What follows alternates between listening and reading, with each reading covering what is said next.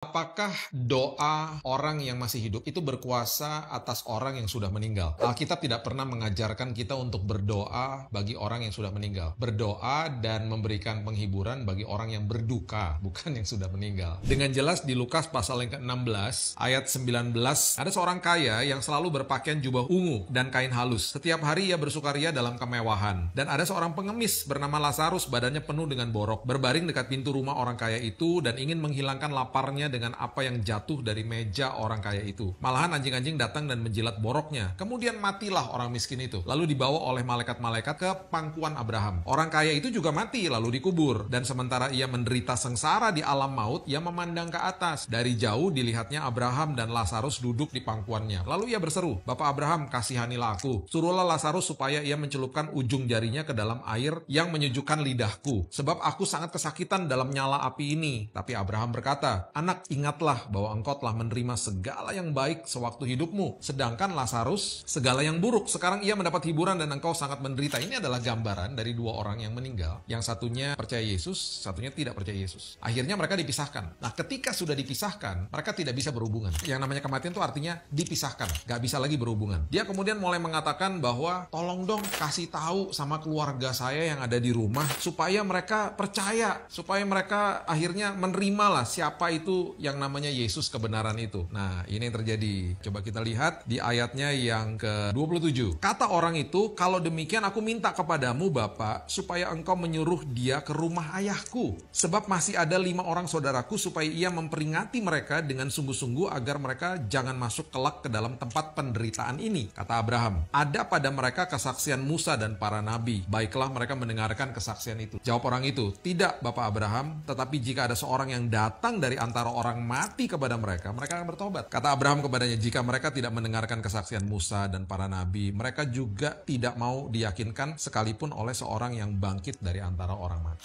Jadi Alkitab tidak pernah mengajarkan bahwa kita bisa mendoakan orang yang sudah mati. Bahkan di kitab Yeskiel 18 ayat 20, orang yang berbuat dosa itu harus mati. Anak tidak akan turut menanggung kesalahan ayahnya dan ayah tidak akan turut menanggung kesalahan anaknya. Jadi masing-masing punya tanggung jawab masing-masing. Saya tidak bertanggung jawab sama siapapun keluarga saya karena semua daripada kita harus mengambil keputusan masing-masing. Orang benar akan menerima berkat kebenarannya, kefasikan orang fasik akan tertanggung atasnya. Jadi sekali lagi, orang yang sudah meninggal, mereka punya sebuah urusan sendiri masing-masing daripada kita dengan Tuhan. Kita patut mendoakan dan memberikan motivasi kepada orang-orang yang sedang berduka. Dan ingat, siapapun yang sudah pergi dahulu daripada kita, Tesalonika dikatakan, janganlah berduka seperti orang yang tidak memiliki pengharapan. Karena satu kelak nanti kita akan dipertemukan kembali bersama-sama dengan mereka. Karena mereka bersama-sama dengan hadirat Tuhan, kita pun akan dibawa ke sana. Dan kabar baik, kematian tidak lagi berkuasa atas anak-anak Tuhan. Di detik kita menutupkan mata di bumi ini, di detik yang sama kita bangkit di pangkuan Bapa di sorga. Kenapa? Karena kematian sudah dikalahkan di kayu salib. Orang Kristen gak bisa mati. Orang Kristen hanya meninggalkan dunia ini untuk kembali pulang bersama dengan Bapa di sorga. Kita hanya terpisah dari tubuh yang fana ini untuk nantinya diberikan tubuh yang